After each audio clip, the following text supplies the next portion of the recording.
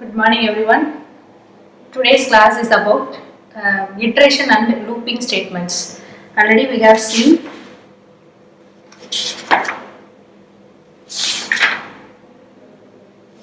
nested if. Okay, so if else and nested if elif. So மூணு பார்ட்டையும் நம்ம complete பண்ணியிருக்கோம். Now we are entering into looping statements or iteration statements like C++. We have seen while loop and for loop, right? So compared to C++, Python codings will be very easy only. ஒரே 2 இல்லைனா 3-4 line தான் உங்களுக்கு மொத்தம் ஒரு ப்ரோக்ராம்லேயே வரும். ஈஸியாக தான் இருக்கும். ஸோ நம்ம C++ல படித்த மாதிரி ரொம்ப கஷ்டப்பட்டுலாம் படிக்க தேவையில்லை, சரியா? ஸோ இப்போ நம்ம பார்க்க போகிறது இட்ரேஷன் அண்ட் லூப்பிங் ஸ்டேட்மெண்ட்ஸ். நார்மலாக இட்ரேஷன்னாலே நம்ம என்ன சொல்லுவோம்? When a situation is the user need to execute again block of code again and again till the condition is satisfied. ஒரு கண்டிஷன் சாட்டிஸ்ஃபை ஆகிற வரைக்கும் இல்லை ஒரு பர்டிகுலர் பிளாக் ஆஃப் கோடை திரும்ப எக்ஸிக்யூட் பண்ணுறதுக்காக யூஸ் பண்ணுறது தான் iteration statements. Okay, so iteration statements, I repeat, iteration or லூப்னாலே அகெயின் திரும்ப வந்து ஒரே இதை வந்து நம்ம எடுக்கிறது, ஒரு லூப் மாதிரி போயிட்டே இருக்கும். Okay, used iteration or loop is used when the user need to execute a block of code several of times or till the condition satisfied. ஒரே கோடை நிறைய டைம் ஆகும் இல்லை நிறைய ஒரு கண்டிஷன் சாட்டிஸ்ஃபை ஆகுற வரைக்குமோ நம்ம வந்து திரும்ப ரிப்பீட் பண்ணுறோம் அப்படின்னா அந்த கண்டிஷனுக்கு we have use what is that iteration or loop, சரியா? ஸோ அதுக்கு நம்ம ஒரு கண்டிஷன் கொடுக்கணும். இப்போ இதில் அந்த டெஃபினிஷன்லேயே நமக்கு தெரியும் we have to give one condition.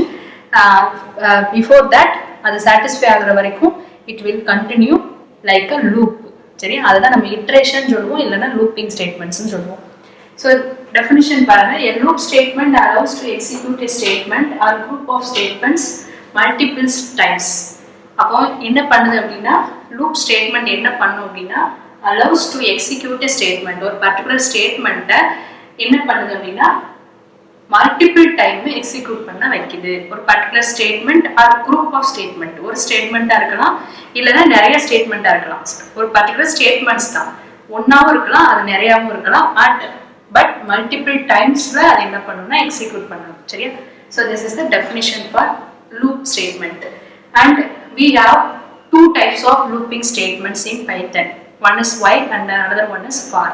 So compared, I have already told you, compared to C++, Python while loop and for loop will be very easy to understand and very easy to study. Okay, you have to write definition and what are the syntax of particular statements and what is the flow diagram and example program with output with the explanation.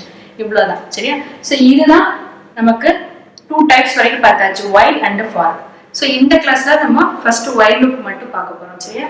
So while loop-ஓட definition என்ன, the syntax for while loop, what is that, and flow diagram of while loop என்ன. So எல்லாமே ஒரு condition loop தான், but ஒரு we have to give one condition. அந்த condition satisfy ஆகிற வரைக்கும் it will continuously execute. Okay, இதுதான் concept. while loop-ஓட syntax எழுதணும். ஃபர்ஸ்ட் ஸ்டெப் வந்து syntax.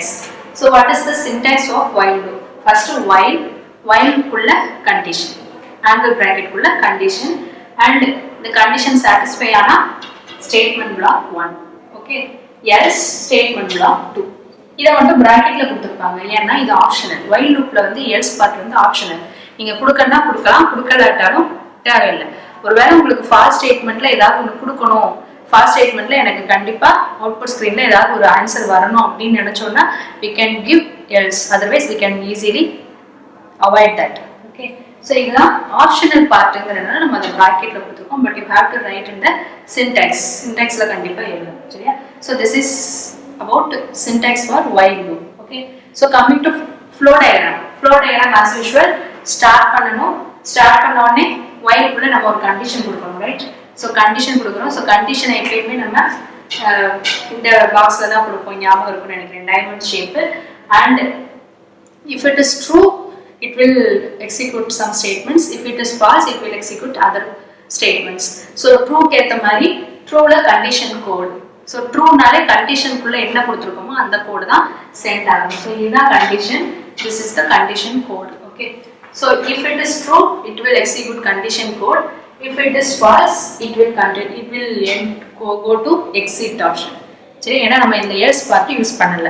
else part யூஸ் பண்ணாம கண்டிஷன் கொடுத்து அந்த கண்டிஷன் சாட்டிஸ்ஃபை ஆகுற வரைக்கும் கண்டிஷன் கோடை மட்டும் ரிப்பீட்டடா என்ன பண்ணிட்டே இருக்கும்னா எக்ஸிக்யூட் பண்ணிட்டே இருக்கும். ஸோ இது ரிப்பீட்டடா எக்ஸிக்யூட் ஆகிறதுக்கு தான் நம்ம இங்க இருந்து ஒரு ஆரோ மார்க் போட்டு அகைன் கண்டிஷனுக்குள்ள போட்டிருக்கோம். இதை மறந்துடக்கூடாது.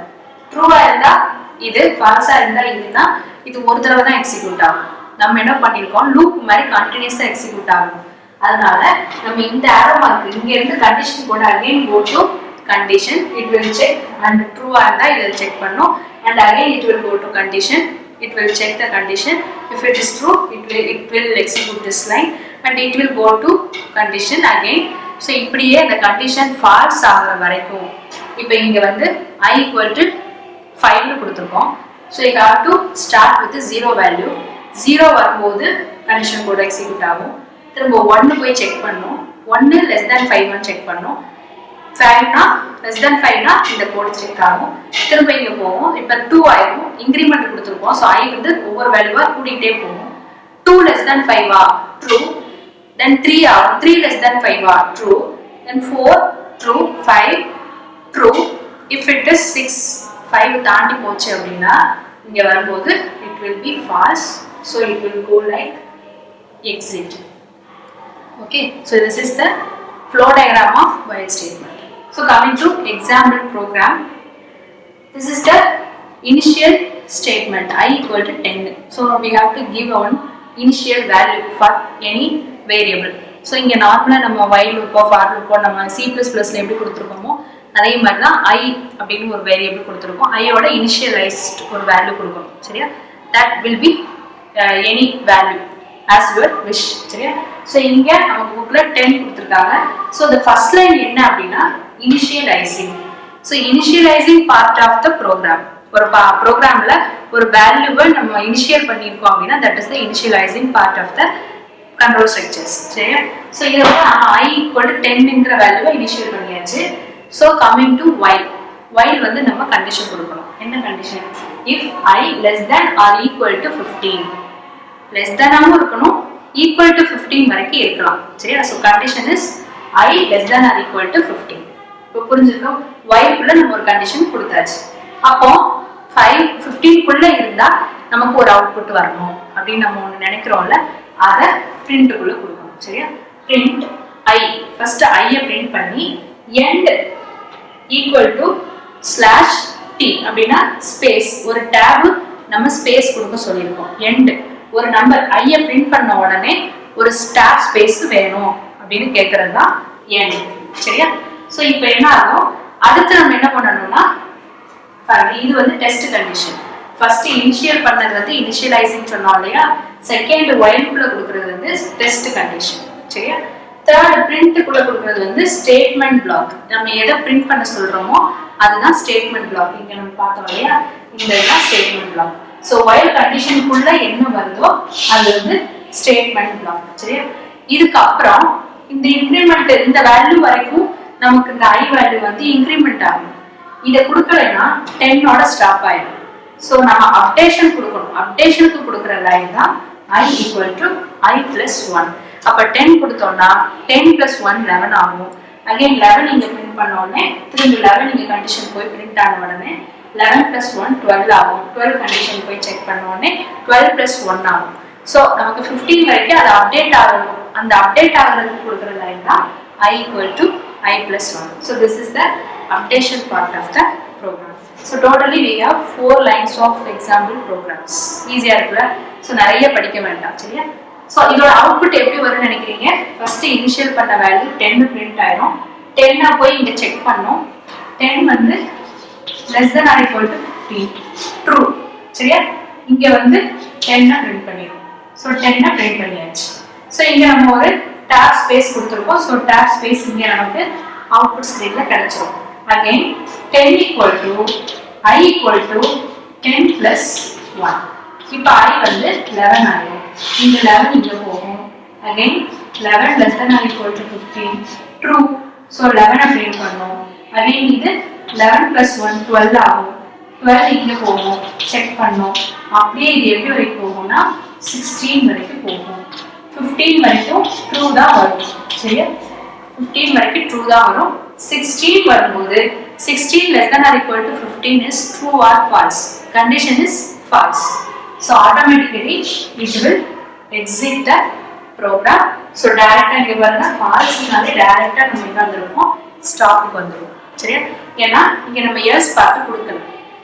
இதே ப்ரோக்ராமை நமக்கு பின்னாடி எக்ஸாம் எல்ஸ் வச்சு ஒரு பார்ட் கொடுத்துருக்காங்க. இது ஒண்ணுமே கிடையாது. இந்த இடத்துல i equal to i plus 1க்கு அப்புறம் எல்ஸ் ஒரு ஆப்ஷன் போட்டு, சரியா, எல்ஸ் நீங்க என்ன நினைக்கிறீங்களோ அது, அதாவது இதுல என்ன கொடுத்துருக்காங்கன்னா the value of i when the loop exit, அதாவது லூப் எக்ஸிட் ஆகும்போது அதோட வேல்யூ 16 அப்படின்னு நம்ம கடைசியா என்ன வேல்யூவோ இந்த வேல்யூவை பிரிண்ட் பண்ற மாதிரி நம்ம கொடுத்துக்கலாம். சரியா? அதுதான் அவங்க எல்ஸ்ல கொடுத்துருக்காங்க. இது நமக்கு தேவையா அப்படின்னா இப்போதைக்கு இது தேவையில்லை, பட் தேவை இருக்கிற மாதிரியான ப்ரோக்ராம்ல we can use else part also. சரியா? ஸோ நான் அதனால else part எழுதல, but you have to know that. தெரிஞ்சு வச்சுக்கோங்க. else part-ம் இருக்கிற மாதிரி example 5 mark. if it is 5 mark you have to write both examples. okay? 3 markனா நீங்க ஒன்னு எழுதினா போதும். if it is 5 mark only 4 lines are available, right? So you have to add one more lines and try to give 2 examples with the output. சரியா? So this is about while loop. I hope you all understand this concept. Next class we will see about for loop. Thank you.